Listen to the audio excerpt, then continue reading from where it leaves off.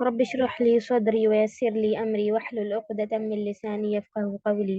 ربنا زدنا علما. اللهم إنا نسألك علما نافعا ورزقا طيبا وعملا متقبلا. اللهم أصلح لنا نيتنا. اللهم فقهنا في الدين. آمين يا رب العالمين. السلام عليكم ورحمة الله وبركاته.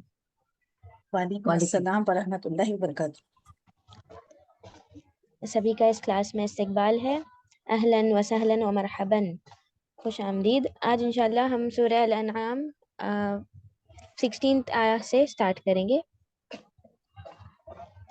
اعوذ باللہ من الشیطان الرجیم، بسم اللہ الرحمن الرحیم، من یصرف عنہ یومئذ فقد رحمہ وذلک الفوز المبین۔ اللہ نے بڑا رحم کیا اور یہ نہیں، جس شخص سے اس روز وعدہ وہ عذاب ہٹا دیا جائے تو اس پر اللہ نے بڑا رحم کیا اور یہ سری کامیابی ہے۔ پڑھے بیٹے آگے۔ وَإِن يَمْسَسْكَ اللَّهُ بِضُرٍّ فَلَا كَاشِفَ لَهُ إِلَّا هُوَ وَإِن يَمْسَسْكَ بِخَيْرٍ فَهُوَ عَلَى كُلِّ شَيْءٍ قَدِيرٌ وَهُوَ الْقَاهِرُ فَوْقَ عِبَادِهِ وَهُوَ الْحَكِيمُ الْخَبِيرُ۔ اور اگر تجھ کو اللہ تعالیٰ کوئی تکلیف پہنچائے تو اس کا دور کرنے والا سوا اللہ تعالیٰ کے کوئی اور نہیں، اور اگر تجھ کو اللہ تعالیٰ کوئی نفع پہنچائے تو وہ ہر چیز پوری قدرت رکھنے والا ہے۔ اور آگے دیکھ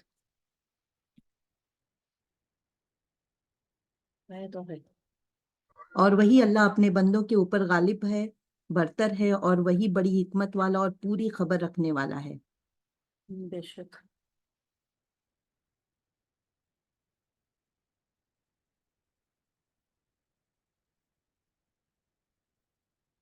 یعنی کوئی شخص غلبہ و اقتدار کے پنجے سے نکل نہیں سکتا، نہ کہیں بھاگ کر جا سکتا ہے، جیسے اللہ سبحانہ وتعالیٰ کہہ رہے ہیں وہ اپنے بندوں پر پورا اختیار رکھتا ہے، لہٰذا بندوں کے لیے بہتر روش یہی ہے کہ اس کے آگے سر تسلیم کم کر دیں۔ وہ بندوں کے حالات سے پوری طرح آگے اور خوب سمجھتا ہے کہ ان کے لیے کون سی کارروائی مناسب ہوگی۔ ہاں پڑھو بیٹے آگے۔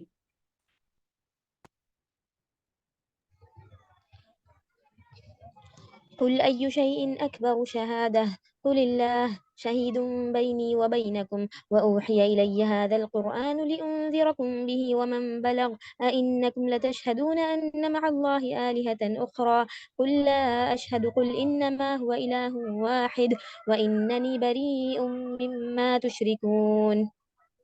آپ کہیے کہ سب سے بڑی چیز گواہی دینے کے لیے کون ہے؟ آپ کہیے کہ میرے اور تمہارے درمیان اللہ گواہ ہے، آپ میرے پاس یہ قرآن بطور وحی کے بھیجا گیا ہے تاکہ میں اس قرآن کے ذریعے سے تم کو اور جس جس کو یہ قرآن پہنچے ان سب کو ڈراؤں۔ کیا تم سچ مچ یہی گواہی دو گے کہ اللہ تعالیٰ کے ساتھ کچھ اور معبود بھی ہیں؟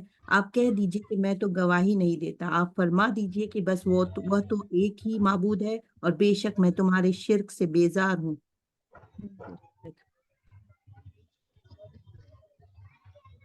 یہاں پر آیت نمبر 19 میں اللہ تعالیٰ کہتے ہیں کہ آپ کہیے اللہ کی جو میرے اور تمہارے درمیان گواہ ہے، آپ ان سے پوچھئے کہ سب سے بڑھ کر سچی گواہی کس کی ہے؟ آپ کہیے اللہ کی جو میرے اور تمہارے درمیان گواہ ہے، اور یہ کہ یہ قرآن میری طرف وحی کیا گیا ہے تاکہ اس سے میں تمہیں بھی ڈراؤں اور تمہیں حقیقت بتاؤں، جہاں خوشخبری بھی دوں اور ڈراؤں کہ اگر تم نہیں ایمان لاؤ گے تو تمہارا انجام کیا ہوگا۔ یہاں پر یہ شہادت جو ہے اس کی دو طرح سے ہوتی ہے، ایک تو آنکھوں دیکھا حال، جیسے کسی قاضی یا جج کے سامنے بیان کرنا ہوتا ہے جسے اپن انگلش میں وٹنس کہتے ہیں، دوسرے یقین کامل کی بنا پر شہادت، جیسے ایویڈنس کہتے ہیں جسے ہم مسلمان اپنے یقین کامل کی بنا پر یہ گواہی دیتے ہیں کہ اللہ کے سوا کوئی الہ نہیں اور محمد صلی اللہ علیہ وسلم اللہ کے رسول ہیں۔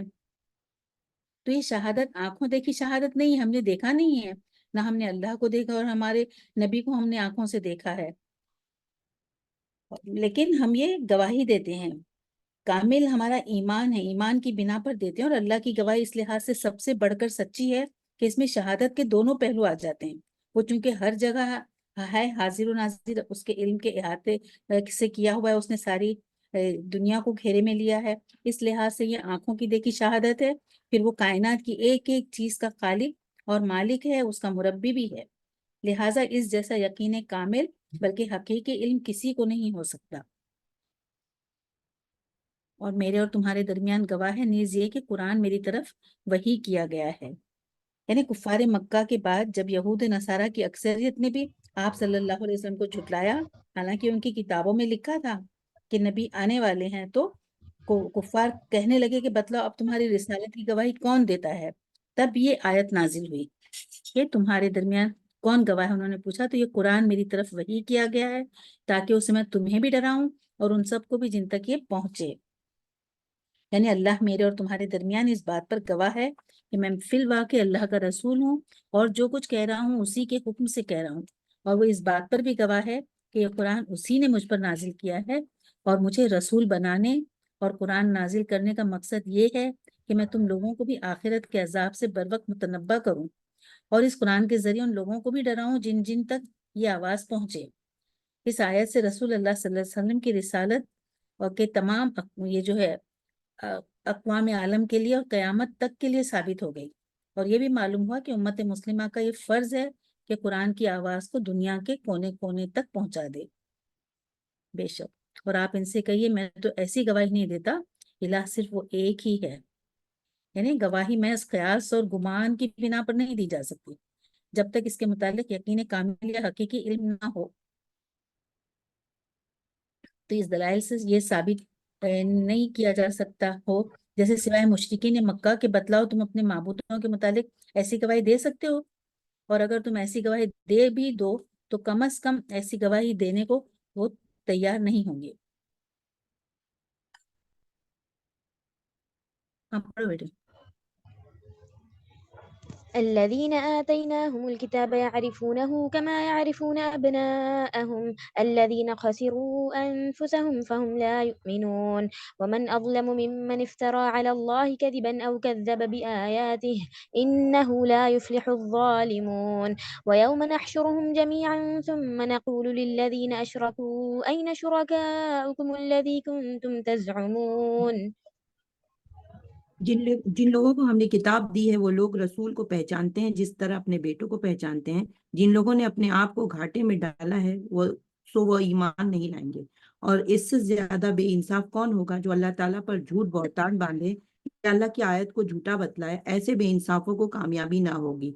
और वो वक्त भी याद करने के काबिल है जिस रोज हम उन तमाम खलाइक को जमा करेंगे, फिर हम मुशरिकीन से कहेंगे कि तुम्हारे वो शुरका जिनके माबूद होने का तुम दावा करते थे कहाँ गए।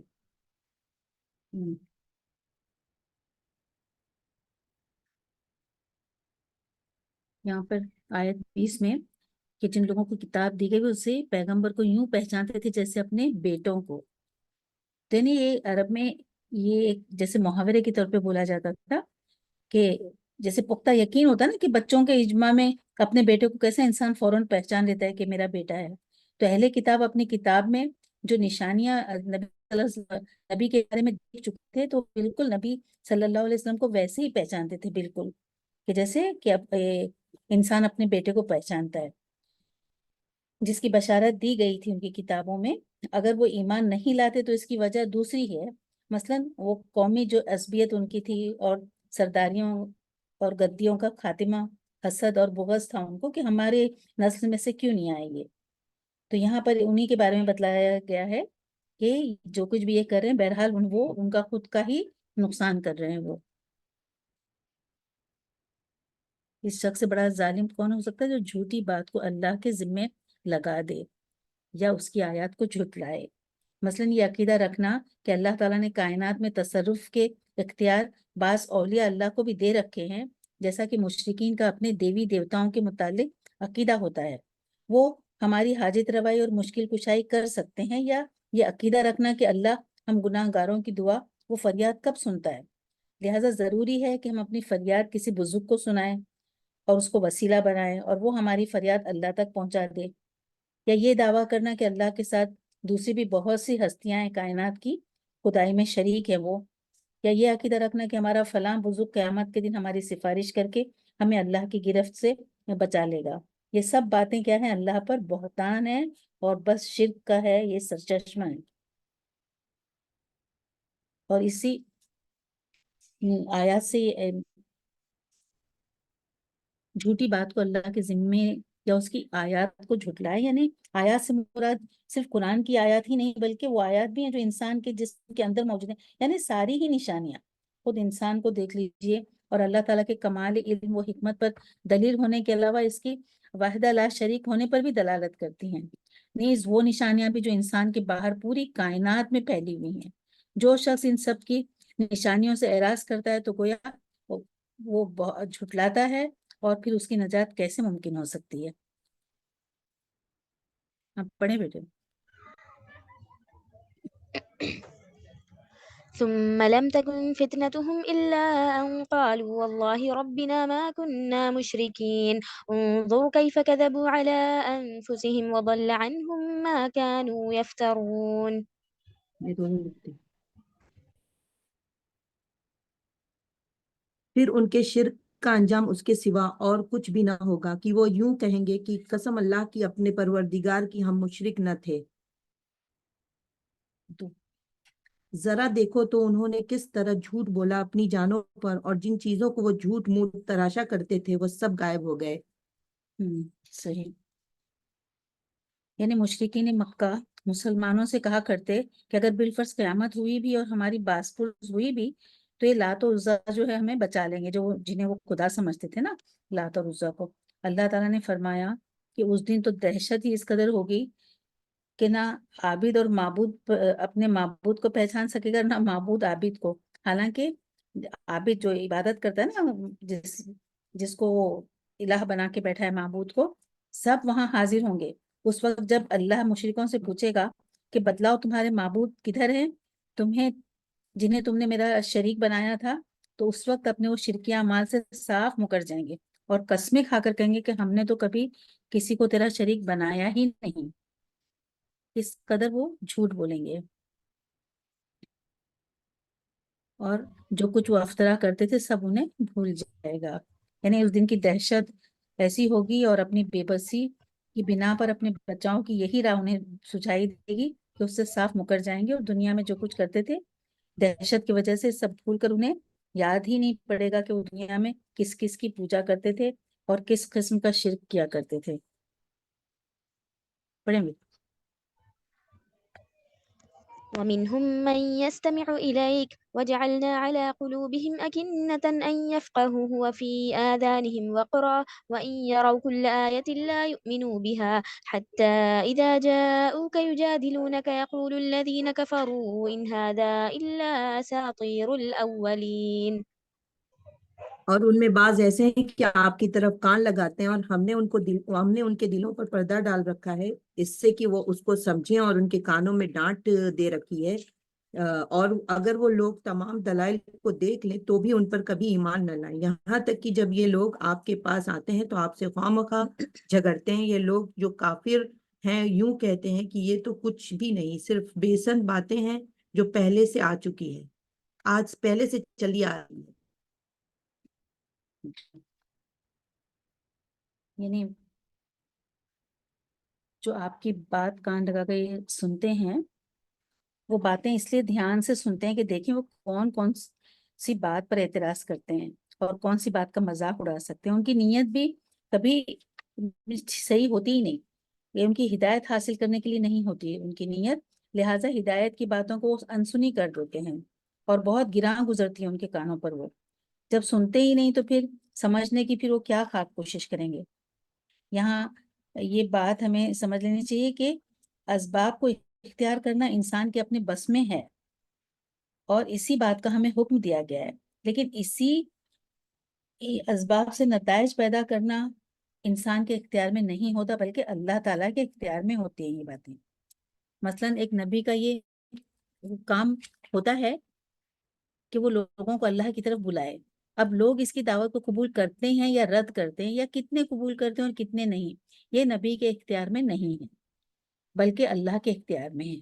لیکن اکثر اوقات یہ ہوتا ہے کہ جو اسباب اختیار کرنے سے متوقع نتائج حاصل ہو جاتے ہیں، ایسے نتائج کی نسبت بھی اللہ ہی کی طرف ہوگی، اسی لحاظ سے کہ اللہ تعالیٰ نے نتائج کی نسبت اپنے طرف کر کے فرمایا کہ وَجَعَلْنَا عَلَىٰ قُلُوبِهِمْ أَكِنَّةً، ورنہ حقیقی مجرم وہی لوگ ہیں جنہوں نے ایسے اسباب اختیار کیے تھے جن سے اس قسم کے نتائج برآمد ہوئے. اور وہ کیا کہتے ہیں کہ یہ تو محض پہلے لوگوں کی داستان ہے. جب کافر لوگ یہ کہتے ہیں کہ یہ کیا ہے، یہ جو کچھ نبی صلی اللہ علیہ وسلم کر رہے ہیں یہ تو سب پہلے لوگوں کی داستانیں ہیں. یعنی انبیاء جتنے بھی دنیا میں آتے رہے سب دعوت حق ہی پیش کرتے رہے، لیکن ان کے منکر جو ہے ہٹ دھرم قسم کے جو یہ لوگ ہیں یہ کیا کہتے کہ یہ سب پرانی باتیں ہیں اور ہم سب یہ سب پہلے سن چکے ہیں. کسی بات کے حق ہونے کے لیے ان کا نیا ہونا بھی ضروری ہوتا ہے، اور جو بات پرانی ہے وہ حق نہیں ہے. حالانکہ حق ہر زمانے میں ہمیشہ ایک ہی رہتا ہے اور ہمیشہ ایک ہی رہے گا. دین کے معاملے میں کوئی نئی بات وہی پیش کر سکتا ہے جسے حق سے دشمنی ہو، اور وہ اپنے ذہن سے کوئی نئی بات گھڑ کر اسے حق کے نام سے پیش کر دے، کسی نئے فرقے کی بنیاد ڈال دے. اسی طرح اس دنیا میں تو شاید بعض لوگوں کا پیشوائی کا مقام حاصل ہو جائے گا، لیکن حقیقتاً وہ خود بھی گمراہ اور دوسروں کو بھی گمراہ کرنے والے ہوں گے. ہاں پڑھیں بیٹے.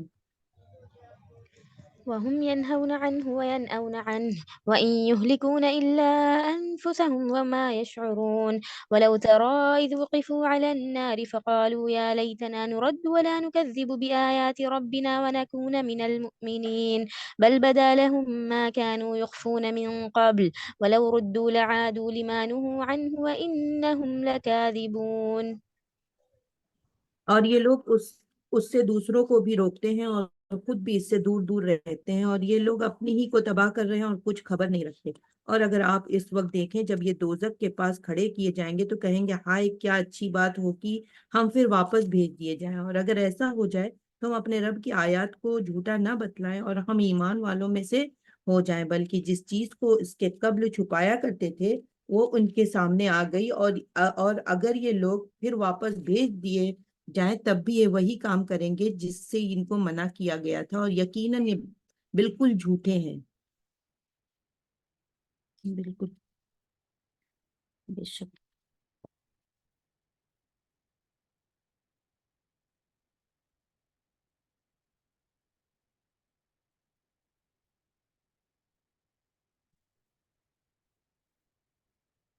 یہاں پر آیت نمبر 27 میں کاش آپ وہ وقت دیکھ سکتے جب انہیں دوزخ کے کنارے کھڑا کیا جائے گا.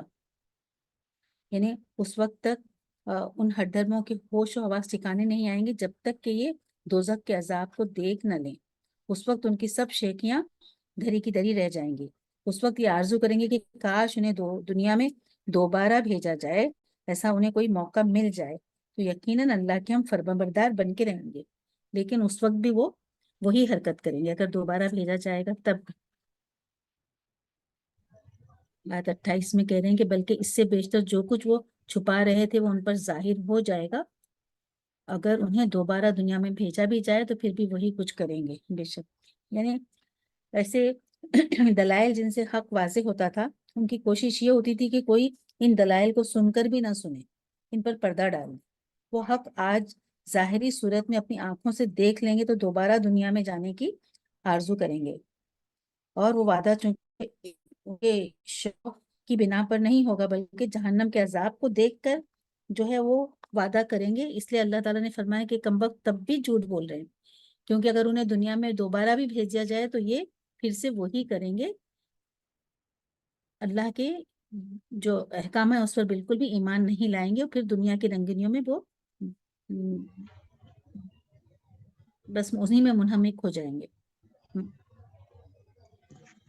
اور بھول جائیں گے کہ انہوں نے اللہ سے پھر کیا عہد و پیمان کیے تھے کہ ہم کو بھیج دو تو ہم صحیح ہو جائیں گے. وہ سب ایک جھوٹی بات ہے. ہاں پڑھو بیٹے.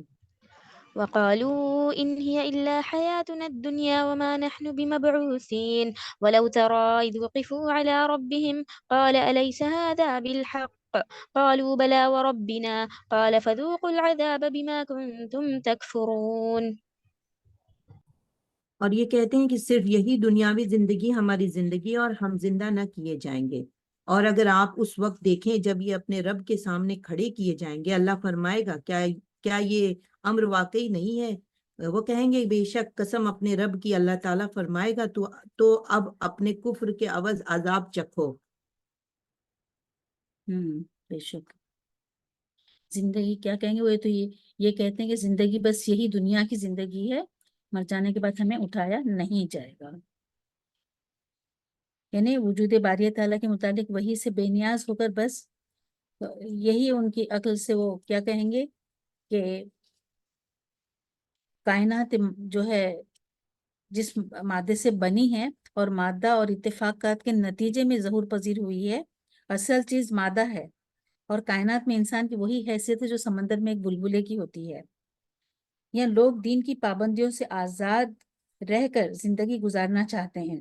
मुशरिकीन मक्का का मजहब बहुत हद तक इन्हीं लोगों से मिलता जुलता है और अल्लाह के खालिक व मालिक होने के तो वो कायल हैं, मगर पूर्वी जिंदगी के कायल नहीं थे। ताहम वो अपने आप को मिल्लत इब्राहिमी का कहते हैं कि हम मिल्लत इब्राहिमी को वो मानते हैं और देवी देवताओं की पूजा दो वजह से करते थे। एक ये कि उनकी दुनियावी हाजात बराएं और मुश्किलात दूर हों, और दूसरे इसलिए कि उनके वसीले से अल्लाह का कुर्ब हासिल हो, यानी उनका वसीला लेते थे। ईमान बिल आखिरत भी चूंकि ईमान बिल गैब का एक जुज है, लिहाजा अल्लाह की जात को तस्लीम करने के बावजूद अल्लाह ताला ने ऐसे लोगों को काफिर करार दिया है। बेशक जिंदगी बस यही दुनिया की जिंदगी है और हमें उठाया नहीं जाएगा। उनका यही था कि आखिरत को वो नहीं मानते थे। काश आप वो वक्त भी देखें जब उन्हें अपने परवरदिगार के सामने खड़ा किया जाएगा, यानी जब उन्हें दुनिया में किए हुए अमाल की बासपुरस और हिसाब किताब के लिए अल्लाह के हुजूर खड़ा किया जाएगा और सबके हकायक उनकी आंखों के सामने आ जाएंगे, तो फिर इनकार की मजाल ही नहीं रहेगी। उस वक्त वो हसरत व यास के आलम में कहेंगे कि हम दुनिया में कैसे गलत अंदाज से सोचते रहे और आज के दिन के लिए कुछ भी ना कर सके। उस दिन अल्लाह ताला ऐसे लोगों के से पूछेंगे कि बतलाओ, अब भी तुम्हें इस आखिरत के बारे में कुछ शक व शुबा बाकी रह गया है? क्या ये जज़ा और सजा का अमल एक ठोस हकीकत बनकर तुम्हारे सामने नहीं आया? वो कहेंगे, हमारे परवरदिगार, अब हमें क्या शक हो सकता है जबकि हम यह सब कुछ अपनी आंखों से देख रहे हैं। अल्लाह ताला फरमाएगा, अच्छा तो अब अपने किए की सजा भुगतो और अपने कुफ्र का बदला जहन्नम की आग की सूरत में देखो, चखो। अब पढ़िए बेटा। قد خسر الذين كذبوا بلقاء الله حتى إذا جاءتهم الساعة بغتة قالوا يا حسرتنا على ما فرطنا فيها وهم يحملون أوزارهم على ظهورهم ألا ساء ما يزرون وما الحياة الدنيا إلا لعب ولهو وللدار الآخرة خير للذين يتقون أفلا تعقلون। बेशक खसारा में पड़े वो लोग जिन्होंने अल्लाह से मिलने की तकजीब की, यहाँ तक कि जब वो मुअय्यन वक्त उन पर दफतन आ पहुंचेगा, कहेंगे कि हाय अफसोस हमारी कोताही पर जो इसके बारे में हुई, और हालत उनकी ये होगी कि वो अपने बार अपनी पीठों पर लादे होंगे। खूब सुन लो, ये बुरी होगी वो चीज जो वो लादेंगे, और दुनियावी जिंदगानी तो कुछ भी नहीं बजज़े लहू व लआब के, और दार आखिरत मुत्तकियों के लिए बेहतर है। क्या तुम सोचते समझते नहीं हो? बेशक यहाँ पर इस वक्त तो अपने गुनाहों का बोझ अपनी पुश्तों पर लादे होंगे, यानी गुनाहों का बोझ महज ख्याली और तस्वुराती नहीं होगा, बल्कि ये बोझ बनाकर बाज जानवरों की शक्ल में गुनाहगारों की पुश्तों पर लाद दिया जाएगा। और ये दुनिया की जिंदगी तो बस एक खेल तमाशा है। इसका ये मतलब नहीं कि दुनिया की जिंदगी में सिरे से कोई संजीदगी है ही नहीं, ये महज खेल तमाशा है, सैर व तफरी के लिए बनाई गई। बल्कि इसका मतलब ये कि आखिरत की जो हकीकी और पायदार जिंदगी के मुकाबले में ये जिंदगी कुछ भी नहीं है। बस कुछ देर आप यहाँ पर जैसे गुजार रहे हैं, वही उस जो भी आप के सुबह और शाम हो रहे हैं, उसी को एक खेल तमाशे की एक मिसाल दी गई है। यानी अपने असल काम की तफरी में दिल बहलाकर बाद में जो है आप अपने असल काम की तरफ मुतवज्जे हो जाएंगे। ये खेल तमाशा सिर्फ जाहिर बीन और दुनिया परस्त लोगों के लिए है, और दुनिया में बसने वाले लोगों की अक्सरियत चूंकि ऐसी है जो इस दुनिया की रंगीनियों में ही खोकर रह जाती है, लिहाजा कहीं इस दुनिया की जिंदगी को खेल तमाशा और कहीं धोखे का सामान कहा गया है। वरना ईमानदार और अल्लाह से डरने वालों के लिए तो इस दुनिया की जिंदगी का एक एक लम्हा कीमती है, क्योंकि जो कुछ भी वो इस दुनिया में बोएंगे वही जाकर आखिरत में काटेंगे।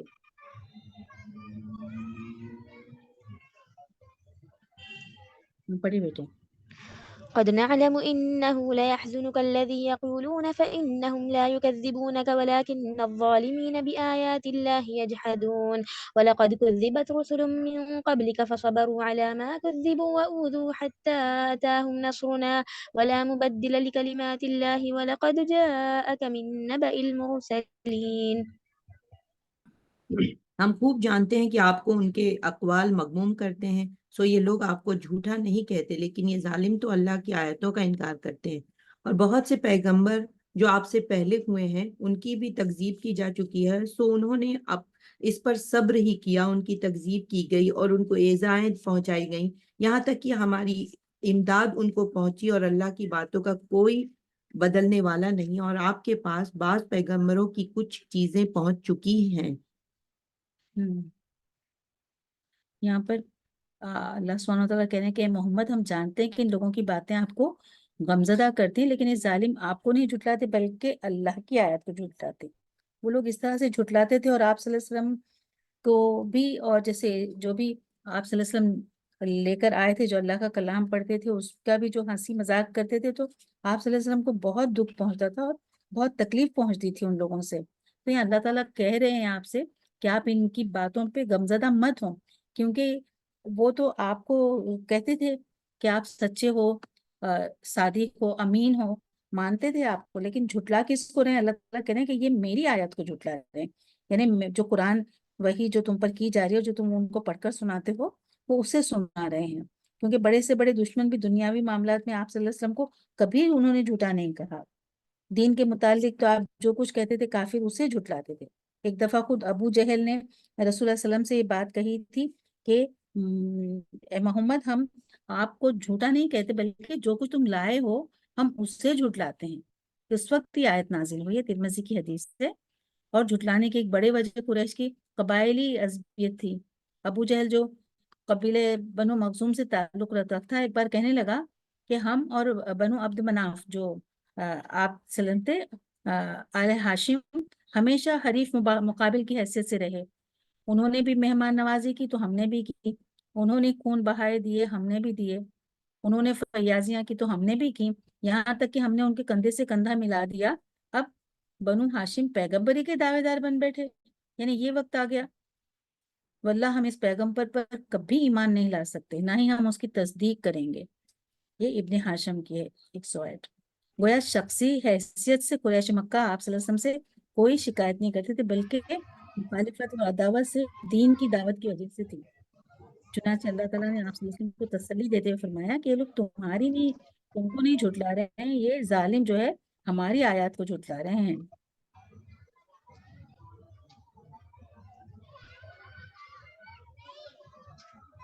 اور آگے فرمانے کہ اور اللہ کے کلمات کو کوئی بدلنے والا نہیں، بے شک اور آپ کے پاس رسولوں کی خبریں تو آ چکی ہیں۔ کلمات سے مراد اللہ کے وہ قوانین یا سنت ہے جو حق و باطل کے معرکے میں پیش آتے ہیں۔ کوئی نبی یا رسول جب اپنی دعوت کا آغاز کرتا ہے تو ہر طرف اس کی مخالفت پر لوگ کمر بستہ ہو جاتے ہیں، پھر انہی میں سے کچھ جو سلیم الفطرت اور اچھے اخلاق والے ہوتے ہیں وہ نبی پر ایمان لاتے ہیں، ان کا ساتھ دیتے ہیں۔ اب یہ ہے کہ اہل جماعت اور خود نبی کی ذات مخالفین کے ظلم و تشدد کا نشانہ بنتے ہیں، ظلم و ستم اور یہ سہتے اور صبر کرتے رہتے ہیں، یہاں تک کہ ان کی جو قوت میں اضافہ ہوتا رہتا ہے، یعنی افرادی جیسے اور لوگ ایمان لاتے رہتے ہیں۔ پھر ایک وقت ایسا آتا ہے جب وہ ستم زدہ لوگ جو ہیں کمزور ہونے کے باوجود باطل سے ٹکر لینے پر کمر بستہ ہو جاتے ہیں۔ یہی وہ وقت ہے جب اللہ کی مدد ان کے شامل حال ہوتی ہے۔ بے شک پڑھیں گے۔ وإن كان كبر عليك إعراضهم فإن استطعت أن تبتغي نفقا في الأرض أو سلما في السماء فتأتيهم بآية ولو شاء الله لجمعهم على الهدى فلا تكونن من الجاهلين۔ اور اگر آپ ان کا اعراض گراں گزرتا ہے تو آپ کو یہ قدرت ہے کہ زمین میں کوئی سرنگ یا آسمان میں کوئی سیڑھی ڈھونڈ لو، پھر کوئی معاوضہ لے آؤ تو کرو، اور اگر اللہ کو منظور ہوتا تو ان سب کو راہ راست پر جمع کر دیتا، تو آپ نادانوں میں سے نہ ہو جائیے۔ یعنی آپ صلی اللہ علیہ وسلم چونکہ بہت غمزدہ ہو جاتے تھے اور چاہتے تھے کہ شاید یہ لوگ چاہ رہے ہیں کہ کوئی معجزہ پیش آیا ہو کریں تو پھر شاید وہ ایمان لے آئیں، ایسے آپ صلی اللہ علیہ وسلم کا خیال تھا. تو اللہ تعالیٰ کیا کہہ رہے ہیں، سب سے بڑا معجزہ تو قرآن جو آپ صلی اللہ علیہ وسلم جس کی تبلیغ کر رہے تھے وہی تھا، لیکن وہ تو اس کو ماننے سے ہی انکار کر رہے تھے. تو اللہ تعالیٰ آپ صلی اللہ علیہ وسلم سے کہہ رہے ہیں کہ اگر ان کافروں کی بے توجہی پر آپ کو اتنی تکلیف پہنچ رہی ہے نا، تو اگر آپ کر سکتے ہو کوئی ان کے لیے تو کرو. میں تو ان کو اور کچھ مطلب معجزہ دینے والا نہیں. یعنی اگر آپ اس میں کوئی سرنگ تلاش کر کے یا آسمان میں سیڑھی لگا سکتے ہیں تو آپ بے شک کر سکتے ہیں. یعنی جیسے آپ صلی اللہ علیہ وسلم کو یہ خیال آتا تھا کہ کافروں کو کوئی حصی معجزہ دکھلا دے تو امید ہے نا کہ یہ لوگ ایمان لائیں. تو دیکھیے اللہ تعالیٰ آپ صلی اللہ علیہ وسلم سے کہنے لگے کہ یہ میں نہیں کرنا چاہتا، تم اگر کرنا چاہتے تو کرو، اگر تمہارے بس میں ہے تو یہ ایسا ان کو کر کر بتا دو. کوئی سیڑھی لگاؤ، سرنگ لگاؤ، جو چاہے کرو، لیکن یہ جو معجزہ ہے قرآن جو دیا گیا ہے یہی اللہ کی طرف سے ہے ان کے لیے، اور ان کو اسی پر ایمان لانا ہے. مگر یہ کہ اس کی مشیت نے، لہٰذا آپ نادان مت بنیے. سمجھا رہے ہیں نبی صلی اللہ علیہ وسلم کو کہ آپ جو ہے ان لوگ ایمان لانے والے نہیں، آپ نادان مت بنیے. یعنی اللہ کی مشیت کے خلاف سوچنا یا تدبیر اختیار کرنا نادانی کی بات ہے، کیونکہ اللہ کی مشیت جو ہے وہ بہرحال پوری ہو کے رہے گی، اور ایسا سوچنے والے کو شکست اور ندامت کے سوا کچھ بھی حاصل نہیں ہوگا. پڑھیے بیٹے. إنما يستجيب الذين يسمعون والموتى يبعثهم الله ثم إليه يرجعون. وہی لوگ قبول کرتے ہیں جو سنتے ہیں، اور مردوں کو اللہ زندہ کر کے اٹھائے گا، پھر سب اللہ کی طرف لائے جائیں گے. بے شک. یعنی جن لوگوں کو ہدایت مطلوب ہوتی ہے وہ تمہاری باتوں کو غور سے سنتے ہیں، پھر وہ ہدایت قبول بھی کرتے ہیں. مگر جن لوگوں کے دل اپنی ضد اور ہٹ دھرمی کی وجہ سے مر چکے ہیں، وہ معجزہ دیکھ کر بھی ایمان نہیں لائیں گے. یہ لوگ جیتے جی اپنے اختیار سے تو اللہ کی طرف رجوع کرنے والے نہیں.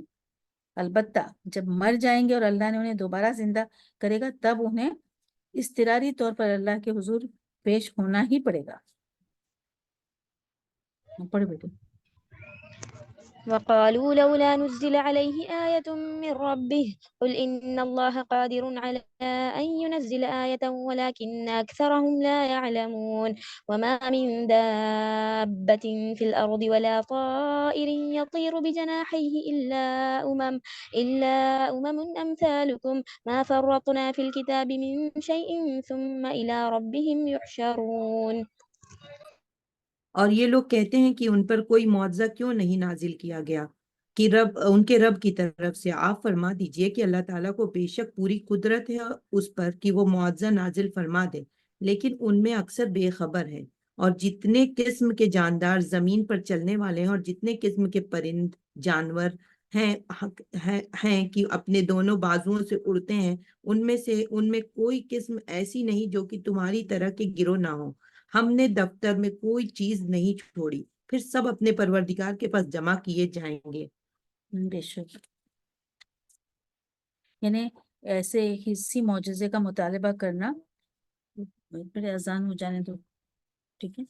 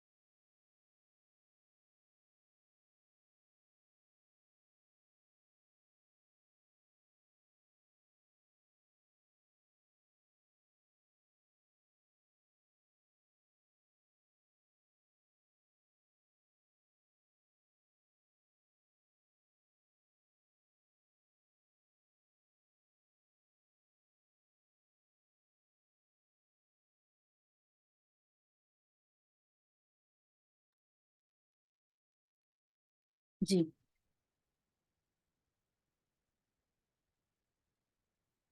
وہ کہتے ہیں کہ ہم پر ہمارے پروردگار کی طرف سے کوئی معجزہ کیوں نہیں اتارا گیا،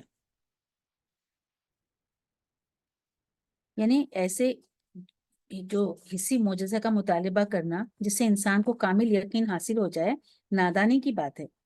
وجہ یہ کہ یہ بات اللہ کے دستور کے منافی ہے، اور ایسے جبری اور اضطراری ایمان کا کچھ فائدہ نہیں۔ جیسے موت کے وقت جب انسان غیب کے پردے اٹھنے کے بعد سب کچھ دیکھ لیتا ہے، تو پھر اس وقت کا ایمان لانا کچھ فائدہ نہیں دیتا۔ جو کتاب آپ صلی اللہ علیہ وسلم پڑھ کے سنایا کرتے تھے، ان کی جو آیتیں تھیں اس سے بڑھ کر تو مطلب کوئی معجزہ نہیں ہو سکتا، لیکن وہ چاہتے تھے کہ کوئی اور معجزہ آپ دکھائیں۔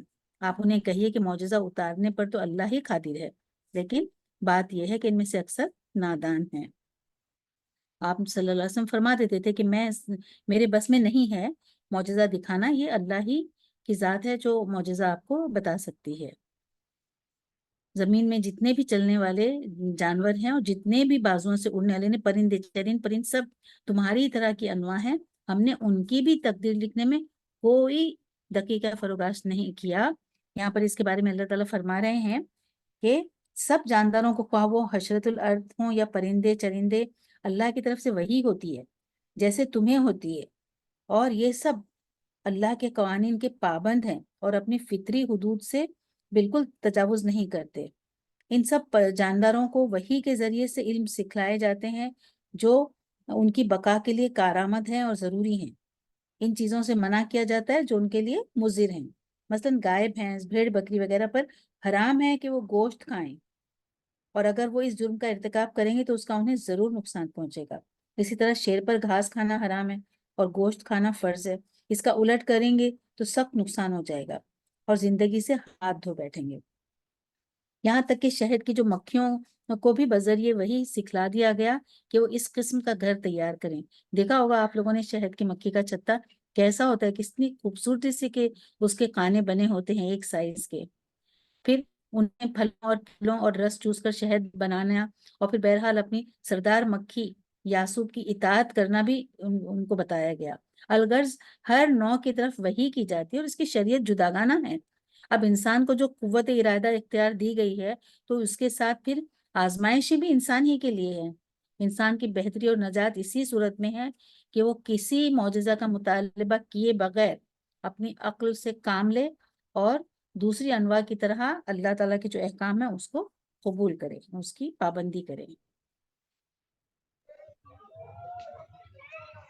انہیں ان کے بھی تقدیر لکھی، کوئی دقیقہ نہیں چھوڑا، پھر یہ سب اپنے پروردگار کے حضور اکٹھے کیے جائیں گے۔ بے شک یہ سب جانور بھی جو ہے قیامت کے دن ان کا بھی حساب کتاب ہوگا، حشر ہوگا۔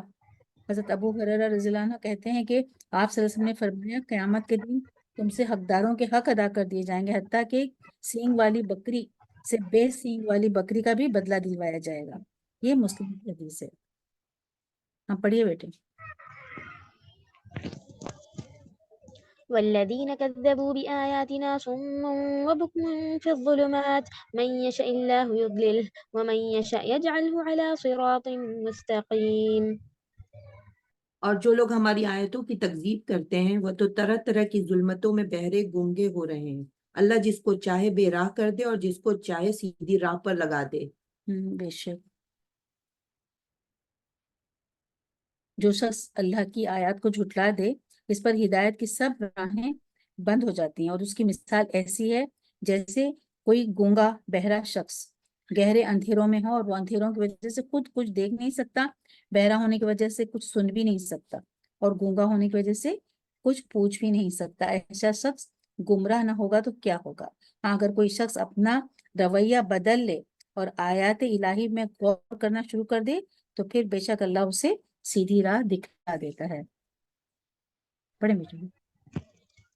قل أرأيتكم إن أتاكم عذاب الله أو أتتكم الساعة وغير الله تدعون إن كنتم صادقين بل إياه تدعون فيكشف ما تدعون إليه إن شاء وتنسون ما تشركون۔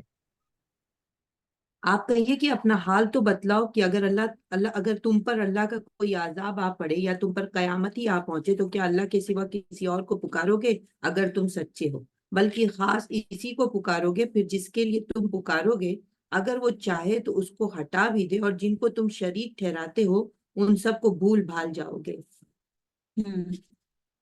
یہاں پر مشرکین مکہ کی کیا عادت تھی کہ مصیبت کے وقت اور خاص کر جب کبھی کسی طوفان میں گر جاتے یا ایسا کچھ ہوتا تو کیا کرتے، اپنے معبودوں کو پکارتے اور معبودوں کو پکارتے، لیکن اگر وہ مصیبت نہیں ٹلتی، دیکھتے کہ بالکل موت سامنے آ کے کھڑی ہے، تو اس وقت ان کو اللہ یاد آتا اور پھر اللہ کو پکارتے، اور جب اللہ کو پکارتے اور اس کے بعد اگر ان کی وہ مصیبت ٹل جاتی تو پھر سے وہ بھول جاتے اپنے پہلے ہی معبودوں کو پوجا کرنا شروع کر دیتے۔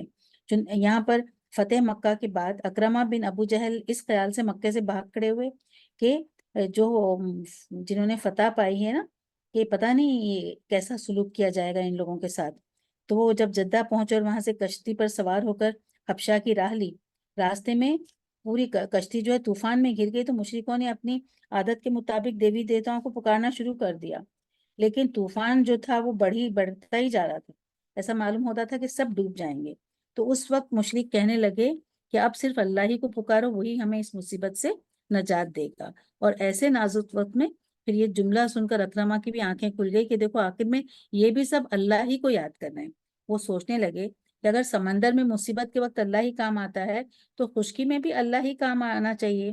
اور پھر وہ یہاں سے محمد صلی اللہ علیہ وسلم سے اس بات پر جو ہم 20 سال لڑتے رہے تو کتنا ہم نے غلط کیا، کیونکہ وہ بھی یہی کہہ رہے تھے، ایک اللہ کی عبادت کرنے کا جو کہہ رہے تھے، لیکن ہم نے ان کی مخالفت کی۔ اس کا انہیں احساس ہوا کہ مصیبت میں کام آنے والا تو صرف اللہ ہے، تو وہ جو ہے تمہارے معبود نہ تمہارا کچھ بگاڑ سکتے نہ سنوار سکتے ہیں۔ انہوں نے عہد کیا کہ اگر میں بچ گیا تو سیدھا محمد صلی اللہ علیہ وسلم کے پاس جا کر بیعت کر لوں گا، اور پھر الحمدللہ اللہ کا ایسا کرنا ہوا کہ طوفان تھم گیا اور وہ بچ گئے، تو وہ آ کر انہوں نے آپ صلی اللہ علیہ وسلم کے پاس اسلام قبول کر لیا، اور باقی پوری عمر پوری ان کی زندگی جو ہے خدمت اسلام میں صرف کر دی۔ پھر یہ بات صرف اکرمہ ہی رضی اللہ تک محدود نہیں، بلکہ جب موت سامنے نظر آنے لگتی ہے تو دہریہ قسم کے لوگوں کو زبان پر بھی بے اختیار اللہ ہی کا نام آ جاتا ہے اور اسی سے فریاد کرنے لگتے ہیں، اور پھر بعد میں جو ہے پلٹ جاتے ہیں۔ پڑھیں بیٹے۔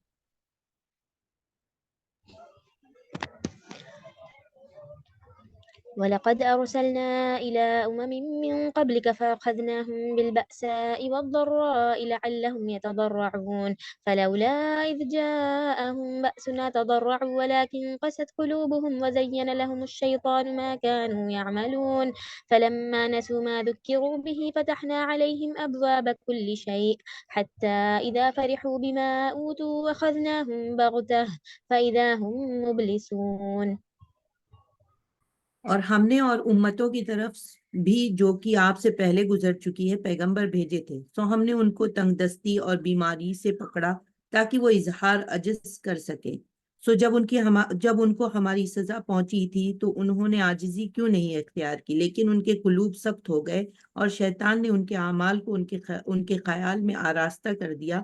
پھر جب وہ لوگ ان چیزوں کو بھولے رہے جن کی ان کو نصیحت کی جاتی تھی، تو ہم نے ان پر ہر چیز کے دروازے کشادہ کر دیے، یہاں تک کہ جب ان چیزوں پر جو کہ ان کو ملی تھی وہ خوب اترا گئے، ہم نے ان کو دفعتاً پکڑ لیا، پھر تو وہ بالکل مایوس ہو گئے۔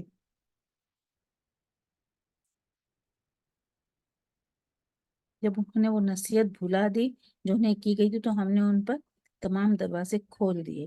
یعنی ان آیت میں اللہ تعالیٰ نے جو اپنا قانون بیان فرمایا ہے کہ جب کسی قوم میں اللہ کی نافرمانی کا آغاز ہوتا ہے تو اللہ کیا کرتا ہے، پہلے تو ہلکے ہلکے عذاب نازل فرماتا ہے، جیسے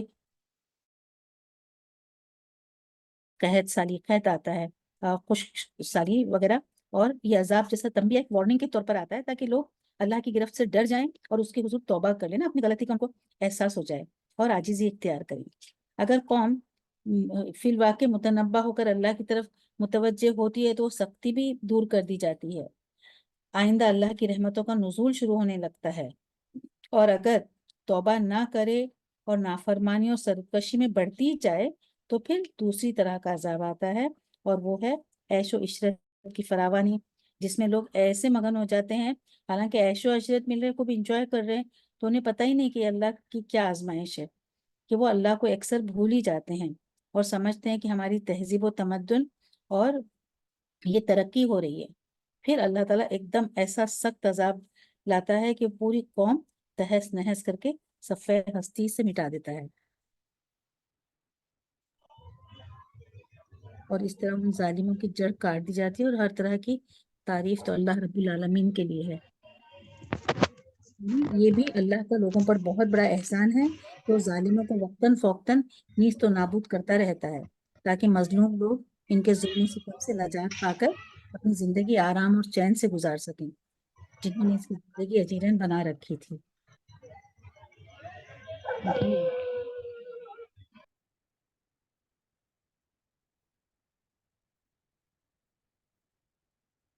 پڑھو صفحہ. فقطع دابر القوم الذين ظلموا والحمد لله رب العالمين. قل أرأيتم إن أخذ الله سمعكم وأبصاركم وختم على قلوبكم من إله غير الله يأتيكم به انظر كيف نصرف الآيات ثم هم يصدفون. قل أرأيتكم إن أتاكم عذاب الله بغتة أو جهرة هل يهلك إلا القوم الظالمون. پھر ظالم لوگوں کی جڑ کٹ گئی اور اللہ تعالیٰ کا شکر ہے جو تمام عالم کا پروردگار ہے. آپ کہیے کہ یہ بتلاؤ اگر اللہ تعالیٰ تمہاری سماعت اور بصارت بالکل لے لے اور تمہارے دلوں پر مہر کر دے تو اللہ تعالیٰ کے سوا کوئی معبود ہے کہ یہ تم کو پھر دے دے. آپ دیکھیے تو ہم کس طرح دلائل کو مختلف پہلوؤں سے پیش کر رہے ہیں پھر بھی اعراض کرتے ہیں. اعراض کرتے ہیں. آپ کہیے کہ یہ بتلاؤ اگر تم پر اللہ تعالیٰ کا عذاب آ پڑے وہ اچانک یا اعلانیہ تو کیا بج ظالم لوگ کے اور بھی کوئی ہلاک کیا جائے گا.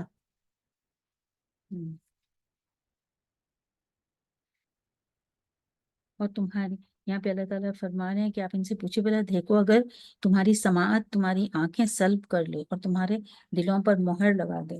یعنی اس آیت میں اللہ تعالیٰ نے اپنی 3 نعمتوں کا ذکر کر کے انہیں اپنی آیات اللہ تعالیٰ کی جو ذات پر دلالت کرنے والی نشانیاں قرار دیا ہے. سب سے پہلے سماعت کا ذکر کہ کس طرح کسی آواز سے ہوا میں لہریں پیدا ہوتی ہیں اور پھر وہ لہریں ان کے پردوں سے ٹکراتی ہیں اور اس تصادم کی آواز اعصاب کے ذریعے دماغ تک پہنچتی ہے. دماغ فوراً اس آواز کا مطلب اور مفہوم سمجھتا ہے اور پھر انسان اپنی زبان سے فوراً بات کرنے والے کو اس کا جواب دیتا ہے. اور یہ سب کام اتنی جلدی وقوع پذیر ہوتا ہے کہ بات کرنے والے کو فوراً اس کا جواب مل جاتا ہے. یہی صورت بصارت کی ہے. یعنی آنکھ کوئی چیز دیکھتی ہے تو اس چیز کی تصویر یا فوٹو عکس جو ہے اس کے پر پڑتا ہے. پھر وہی تصویر باریک سی نالیوں کے ذریعے دماغ کے پردے پر پڑ جاتی ہے اور دماغ فوراً یہ فیصلہ کرتا ہے کہ جو چیز آنکھ نے دیکھی وہ فلاں چیز ہے، فلاں رنگ کی ہے، اس کی شکل و قد و قامت وغیرہ. دل کا نظام اس نے بھی پیچیدہ ہے. جیسے قوت تمیز، عقل، ارادہ، اختیار کی سب قوتیں اس سے متعلق ہیں. کسی بات کو سوچتا تدبیر کرنا اور فیصلہ کرنا سب کچھ اسی کا کام ہے. اللہ تعالیٰ فرماتے ہیں کہ اگر اللہ تعالیٰ اس سماعت، بصارت یا دل کے عمل کو اور اس کے نظام کو سلب کر لے تو کیا ان مشرکوں کے کسی الہ میں یہ طاقت ہے کہ وہ اس نظام کو بحال کر دے؟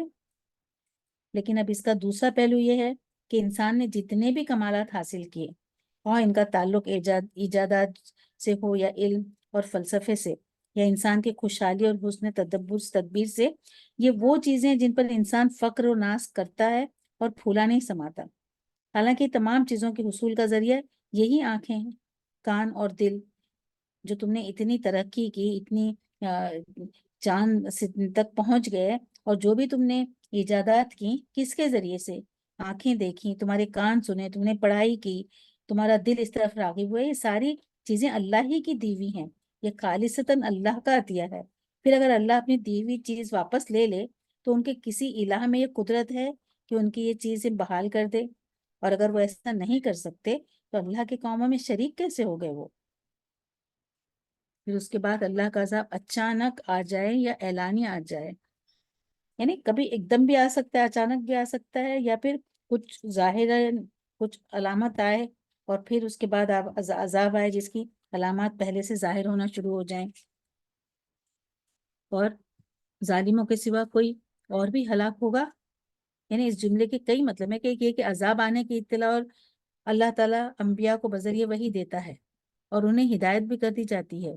अगर किसी कौम पर अजाब आ रहा होता है तो अंबिया को इत्तला दी जाती है कि इस वक्त अजाब आएगा, आप अपने जो लोग ईमान लाए उनको लेकर निकल जाओ और अपने पैरोकारों को साथ लेकर इस मकाम से निकल जाएं जहां अजाब आने वाला है। तो इस तरह अजाब की जद में सिर्फ जालिम ही आते हैं, यानी अंबिया को बता दिया जाता है तो उस जगह से निकल जाते हैं। दूसरा मतलब ये है कि चूंकि अजाब जालिमों के जुल्म की वजह से ही आता है, लिहाजा जालिमों को चाहिए कि बिला ताखिर तौबा कर लें और अजाब इलाही से खुद भी बचें और दूसरों की हलाकत का भी सबब ना बने।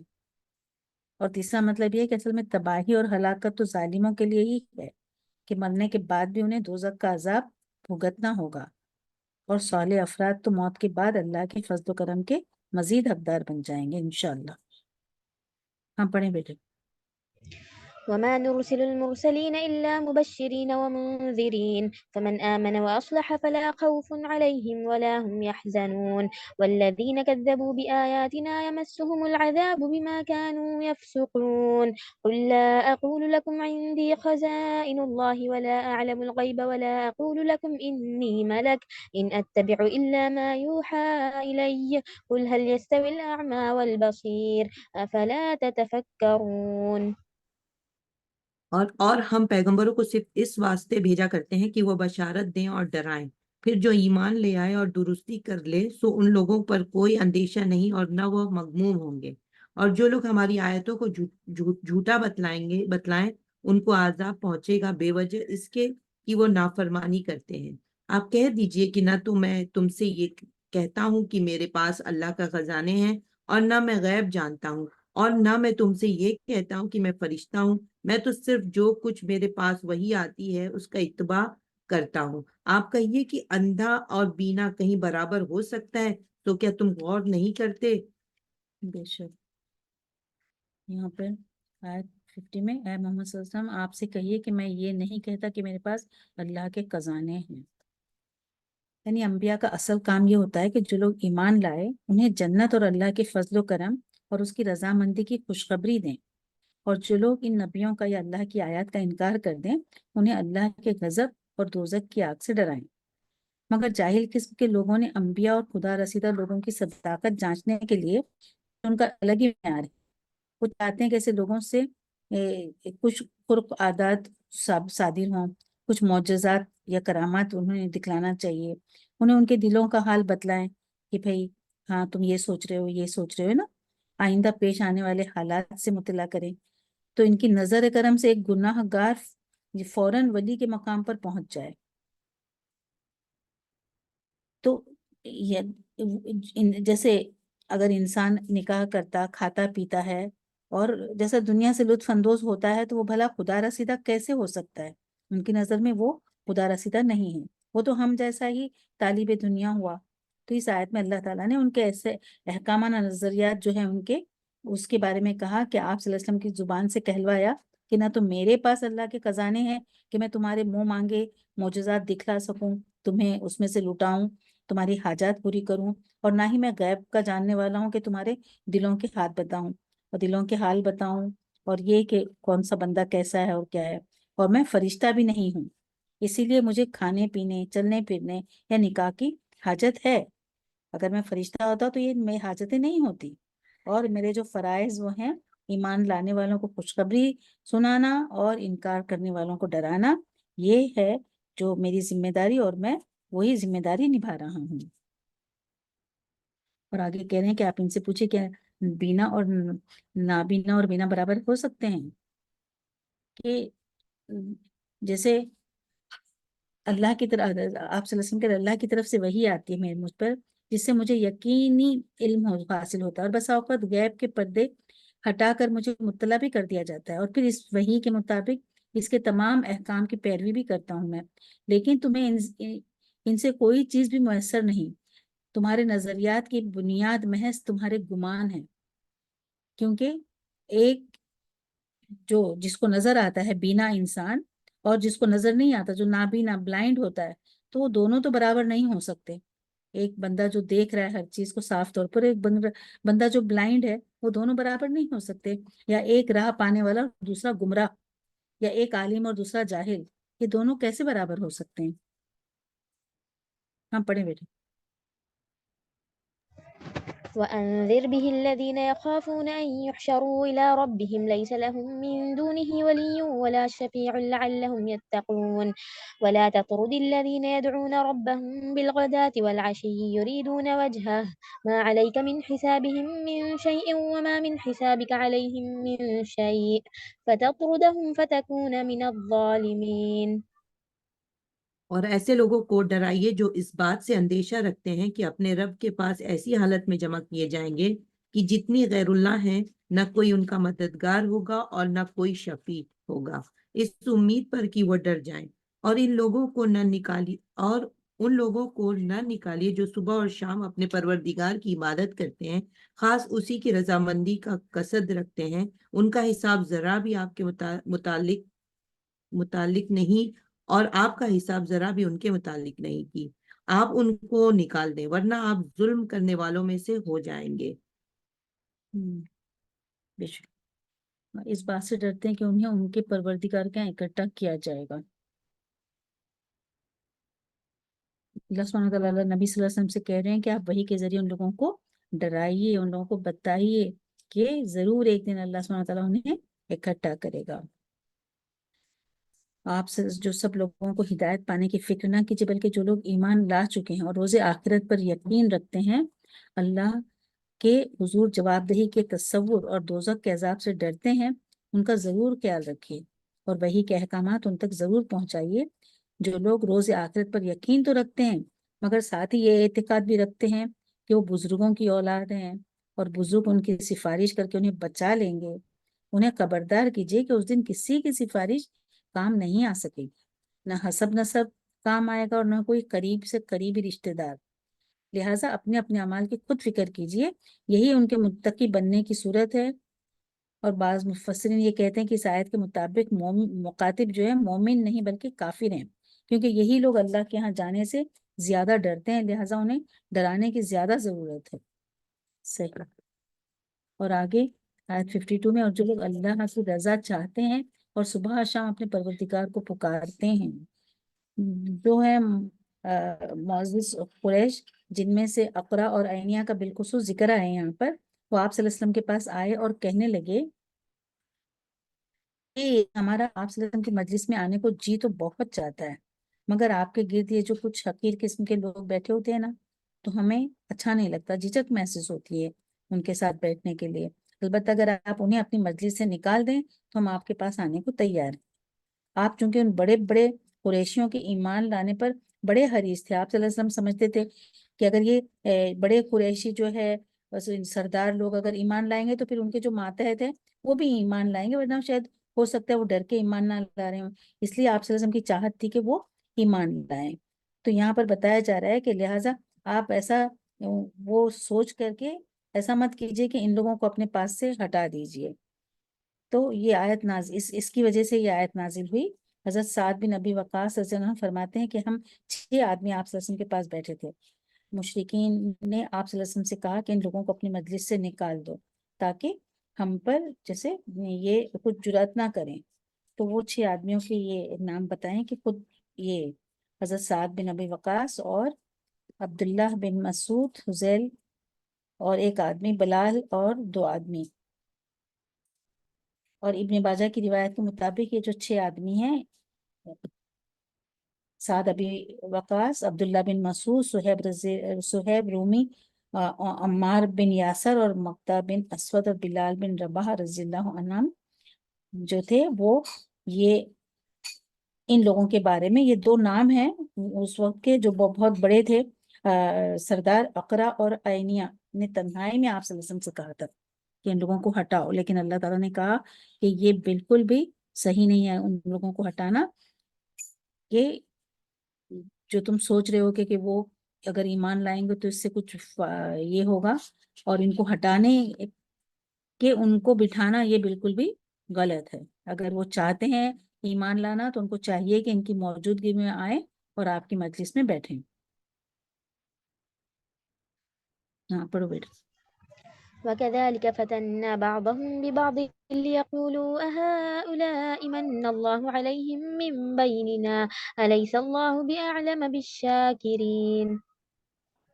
اور اسی طرح ہم نے بعض کو بعض کے ذریعے سے آزمائش میں ڈال رکھا ہے تاکہ یہ لوگ کہا کریں کیا یہ لوگ ہے کہ ہم سب میں سے ان پر اللہ تعالیٰ نے فضل کیا ہے؟ کیا یہ بات نہیں ہے کہ اللہ تعالیٰ شکر گزاروں کو خوب جانتا ہے؟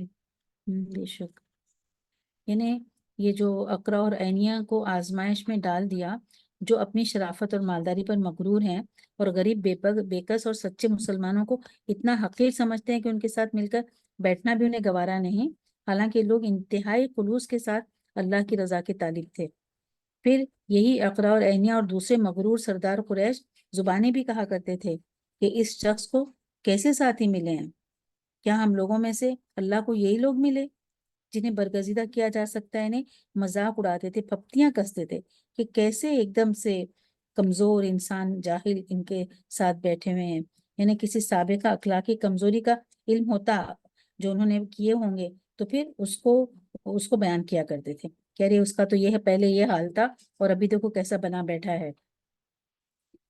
ناتواں مسلمان بھی کفار کی اسی حکارت آمیز اور تان تشنوں کی بات سن کر صبر کرتے ہیں یا نہیں، اللہ تعالیٰ یہاں پر یہ دیکھنا چاہ رہے ہیں۔ ہاں پڑھیں بیٹے۔ وَإِذَا جَاءَكَ الَّذِينَ يُؤْمِنُونَ بِآيَاتِنَا فَقُلْ سَلَامٌ عَلَيْكُمْ كَتَبَ رَبُّكُمْ عَلَى نَفْسِهِ الرَّحْمَةَ أَنَّهُ مَنْ عَمِلَ مِنكُمْ سُوءًا بِجَهَالَةٍ ثُمَّ تَابَ مِنْ بَعْدِهِ وَأَصْلَحَ فَأَنَّهُ غَفُورٌ رَحِيمٌ وَكَذَلِكَ نُفَصِّلُ الْآيَاتِ وَلِتَسْتَبِينَ سَبِيلُ الْمُجْرِمِينَ۔ اور یہ لوگ جب آپ کے پاس آئیں جو ہماری آیتوں پر ایمان رکھتے ہیں تو یوں کہہ دیجئے کہ تم پر سلامتی ہے، تمہارے رب نے مہربانی فرمانا اپنے ذمے مقرر کر لیا ہے کہ جو شخص تم میں سے برا کام کر بیٹھے جہالت سے، پھر وہ اس کے بعد توبہ کر لے اور اصلاح رکھے تو اللہ کی یہ شان ہے کہ وہ بڑی مغفرت کرنے والا ہے اور بڑی رحمت والا ہے۔ اسی طرح ہم آیات کی تفصیل کرتے رہتے ہیں اور تاکہ مجرمین کا طریقہ ظاہر ہو جائے۔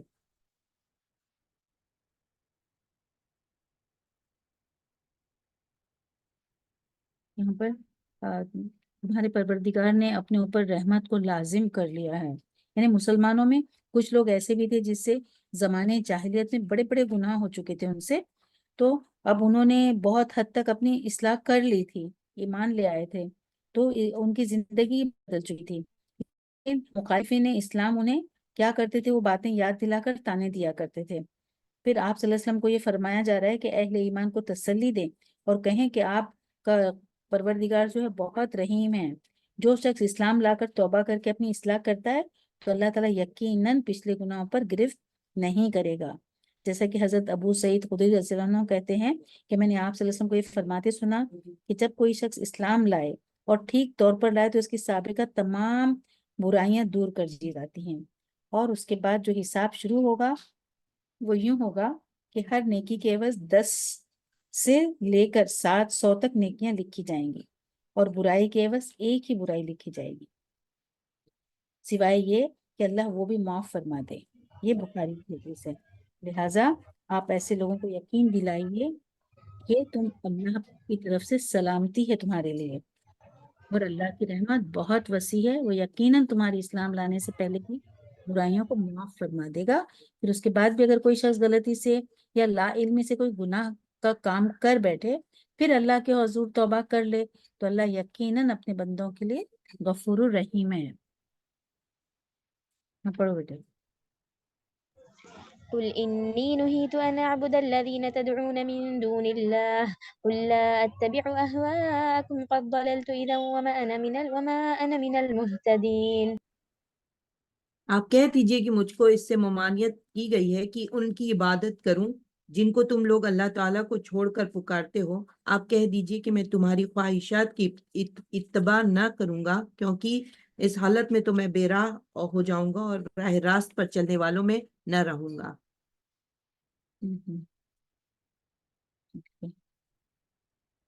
یہاں پر یہ جو پہلے ہم نے پڑھا تھا کہ اللہ نے رحمت کو لازم کر لیا ہے کہ تم میں کوئی شخص لا علمی سے کوئی، ابھی جو ہم نے تفسیر پڑھی نا اس کے بارے میں احادیث ہیں، کچھ میں پڑھ لیتی ہوں کہ حضرت ابو ہریرہ رضی اللہ تعالیٰ کہتے ہیں کہ آپ صلی اللہ علیہ وسلم نے فرمایا اللہ تعالیٰ نے مخلوق پیدا کرنے کے بعد ایک کتاب لکھی جس میں لکھا تھا کہ میری رحمت میرے غضب سے آگے نکل گئی، اور یہ بات اس کے پاس عرش پر لکھی ہوئی ہے۔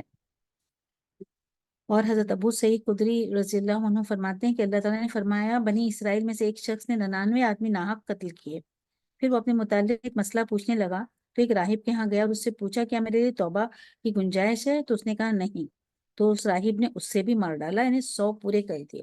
پھر لوگوں سے یہی مسئلہ پوچھتا رہا، کسی آدمی نے اس سے کہا کہ فلاں بستی میں توبہ کے لیے چلے جاؤ، لیکن راستے میں ہی اسے موت نے آن لے لیا، اس نے اپنا سینہ بستی کی طرف جھکا دیا۔ اب رحمت کے اور عذاب کے فرشتے آپس میں لڑنے لگے کہ یہ جس بستی کو جا رہا تھا اسے اللہ نے حکم دیا کہ نزدیک ہو جا، اور جس بستی کو جا رہا تھا اس کو حکم دیا کہ نزدیک ہو جا، اور جس بستی سے جا رہا تھا اسے حکم دیا کہ دور ہو جا۔ اور فرشتوں نے فرمایا کہ فاصلہ ماپ لو، چنانچہ جب اسے جانا تھا اور بستی بالش پر قریب نکلی تو اسے بخش دیا گیا۔ دیکھیں یہاں پر اللہ تعالیٰ اپنے رحمت کے بارے میں فرما رہے ہیں کہ وہ جو بندہ تھا اس نے کتنے 99 قتل تو کر چکا تھا، پھر اس کے باوجود جب پوچھا اس نے کہا کہ نہیں تمہارے لیے کوئی معافی نہیں، تو اس کا بھی قتل کر دیا۔ اس کے باوجود جب اس نے نیت کی، وہ چاہ رہا تھا معافی مانگنا، تو پھر ایک بندے نے بتایا کہ ٹھیک ہے تم وہاں جاؤ وہ توبہ کے لیے، تو اس طرف جانے نکلا، یعنی اس نے نیت کی تو بھی اللہ نے معاف کر دیا۔ تو یعنی اس وقت وہ نہیں کیا تھا، توبہ بھی نہیں کیا تھا، لیکن وہ توبہ کرنے کے لیے جا رہا تھا۔ تو اللہ سے ہم کو بالکل بھی نا امید نہیں ہونا چاہیے۔ اگر ہم سے کوئی گناہ سرزد ہوا ہے تو سچے دل سے اللہ سے معافی مانگیے، اللہ تعالیٰ بے شک معاف کرنے والے ہیں، ضرور معاف فرمائیں گے۔ اس لیے بھی کہ مجرموں کی راہ بالکل نمایاں ہو جائے، یہاں پر احکام واضح طور پر بیان کرتے ہیں اللہ تعالیٰ، اس لیے کہ مجرموں کی راہ بھی نمایاں ہو جائے۔ یعنی اسے مجرموں کے اوصاف کچھ تو پہلے بیان ہو چکے ہیں، جو لوگ ایمان لانے کے قریب تو آتے نہیں مگر مطالبات کرتے اور اعتراضات کیے جاتے ہیں کہ یہ ایسا کیوں ہے، یہ معجزہ نہیں دکھلائے، آپ کو ایسا کرنا چاہیے تھا وغیرہ، کہ اگر ایسا ہوگا تو ہم ایمان لائیں گے۔ تو نبی جو ہیں وہ کیا ہیں، وہ بھی انسان ہی ہیں۔ وہ کبھی کہتے ہیں کہ اگر حقیر قسم کے لوگ آپ اپنی مجلس سے نکال دیں تبھی ہم آپ کی مجلس میں آئیں گے۔ تو کچھ صفات تو ان مجرموں کی سابقہ آیات میں ہو چکی ہیں، بتا چکا اللہ تعالیٰ۔ فرماتے ہیں کہ ہم جیسے یہ تفصیل سے اس لیے بیان کر رہے ہیں کہ ہر دھرم مجرموں کی صفات کھل کے سامنے آ جائیں، یعنی وہ کتنے ہٹ درم ہوتے ہیں اور کیا کیا ان کی چاہت ہوتی ہے۔ جیسے آپ کو بھی اگر اپنی زندگی میں ایسا کچھ سابقہ پیش آئے تو آپ کو کیا کرنا چاہیے، کہ کس قسم کے لوگوں سے واسطہ آپ کا پڑ سکتا ہے۔ اللہ تعالیٰ کہتے ہیں کہ میں تمہاری خواہشات کی پیروی نہ کروں گا، میں ان کی عبادت کروں جنہیں اللہ کے سوا تم پکارتے ہو۔ اللہ نبی صلی اللہ علیہ وسلم کہتے ہیں کہ مجھے اس بات سے روک دیا گیا ہے کہ میں ان کی عبادت کروں جنہیں اللہ کے سوا تم پکارتے ہو۔ آپ ان سے کہیے کہ میں تمہاری خواہشات کی پیروی نہیں کروں گا۔ یعنی مشرکین مکہ یا جو مجرمین یہ چاہتے تھے کہ کوئی سمجھوتا ہو جائے، کوئی راہ نکل آئے نا، کہ آپ صلی اللہ علیہ وسلم ہمارے معبودوں کی، ہماری دیوی دیوتاؤں کی توہین نہ کریں۔ ان کو کیا لگتا تھا کہ ان کے باپ دادا یہ دیوی دیوتاؤں کو مانتے ہیں اور وہ مانتے ہیں، تو ان کو تھوڑی حد تک اپنی محسوس ہوتی تھی۔ تو آپ صلی اللہ علیہ وسلم جو ہے یہ بت نہ کسی کا کچھ بگاڑ سکتے، وہی کہتے تھے ان سے، تو یہ بت تو کچھ نہیں کر سکتے۔ اور اس کی تعلیم صرف ان کے بتوں کی توہین نہیں ہوتی تھی، اس سے ان کو ان کے آباء و اجداد کی بھی توہین ہوتی تھی، اس لیے وہ بہت دل ملاتے تھے۔ اس بات کے جواب میں اللہ تعالیٰ نے فرمایا کہ ان سے کہو کہ میں تمہاری خواہش پوری نہیں کر سکتا، میں تمہاری دیوی دیوتاؤں کی تعظیم نہیں کر سکتا، تو جو ہے اس بات تم لوگوں کو رشتہ اور ان معبودوں سے توڑ کر اللہ سے جوڑ دوں، میں ایسا نہیں کر سکتا۔ پھر اگر میں نے خود ہی وہی الہی کے خلاف کیا تو میں خود بھی ہدایت پانے والوں میں سے نہیں رہوں گا، اور دوسرے کیسے ہدایت پا سکیں گے اگر یہ حکم مجھے اللہ کی طرف سے ملا ہے، لہٰذا میں کسی قیمت پر بھی اس کی خلاف ورزی نہیں کر سکتا۔ اور جسے جھٹلا دیا اور جس چیز کی تم جلدی کر رہے ہو عذاب کو میرے پاس، آپ ان سے کہیے کہ میں اپنے پروردگار کی طرف سے روشن دلیل پر قائم ہوں، جسے تم نے جھٹلا دیا اور جس کی تم جلدی کر رہے ہو عذاب کی، وہ میرے پاس نہیں ہے۔ یعنی اس آیت میں ایسے مجرموں یا ہٹ درموں کی جو صفت بیان کی گئی ہے کہ وہ بتاتے تھے کہ اگر تم سچے ہو تو پھر ہم پر عذاب کیوں نہیں آ رہا ہے، ہم اگر گناہ گار ہیں تو ہم پر عذاب کیوں نہیں آ رہا ہے۔ تو جس کی جو ہے مجرموں کی اسی بات کا جواب اللہ نے دیا کہ آپ ان سے کہہ دیجئے کہ میرے اپنے اطمینان کے لیے یہ بات کافی ہے کہ ٹھیک ٹھیک اس راہ راست پر میں جا رہا ہوں، جو اللہ نے میری طرف وحی کی ہے۔ رہی بات کہ تم پر وہ عذاب کیوں نہیں بھیجتا، تو اس کا جواب یہ ہے کہ ایسا عذاب لے آنا میرے اختیار میں نہیں، بس یہ اللہ ہی کا کام ہے۔ جب وہ ہمارے اور تمہارے درمیان فیصلہ کرنا چاہے گا تمہیں عذاب سے دوچار کر دے گا۔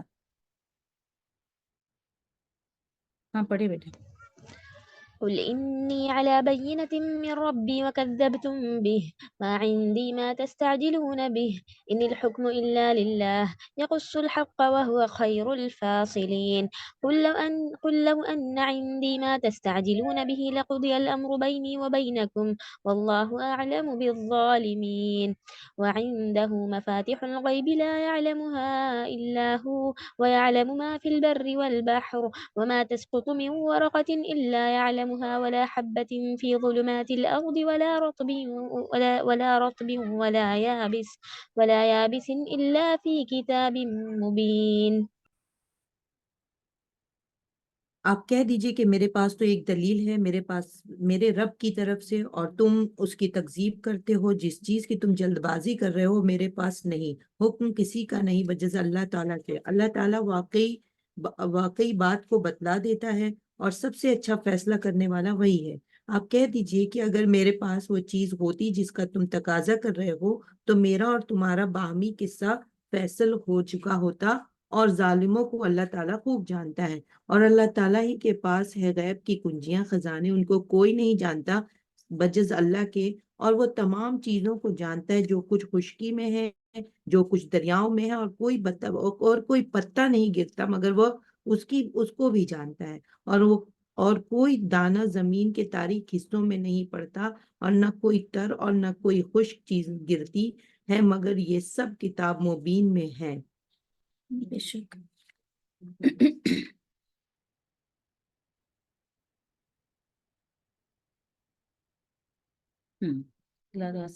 آپ ان سے کہیے کہ وہ جس چیز کی تم جلدی میں چاہ رہے ہو اگر میرے اختیار میں ہوتی تو میرے اور تمہارے درمیان کب کا قصہ پاک ہو چکا ہوتا، یعنی ایسا عذاب لانا میرے اختیار میں ہوتا تو کب کا آ چکا ہوتا اور سارے جھگڑے ہی ختم ہو جاتے، مگر تم عذاب پر آنے کا ٹھیک وقت تو اللہ ہی کو معلوم ہے۔ اللہ کا علم، اس کا علم اور اس کی حکمت بالغہ جب تم پر عذاب لانے کی ہوگی تو اس وقت اس کے عذاب کو کوئی نہیں ٹال سکتا، اور غیب کی چابیاں تو اسی کے پاس ہیں۔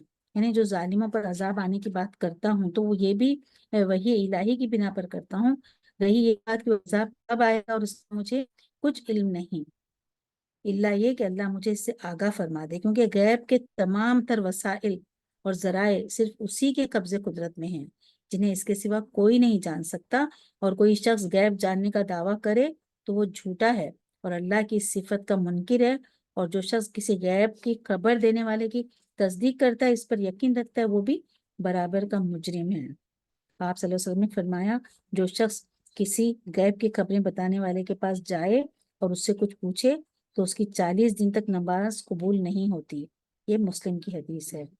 اور آپ صلی اللہ علیہ وسلم نے فرمایا جو شخص کسی کاہن کے پاس جا کر اس سے کچھ دریافت کرے پھر اس کی تصدیق کرے تو اس نے اس چیز سے کفر کیا جو محمد صلی اللہ علیہ وسلم پر نازل ہوئی، یہ ابو داؤد کی حدیث ہے۔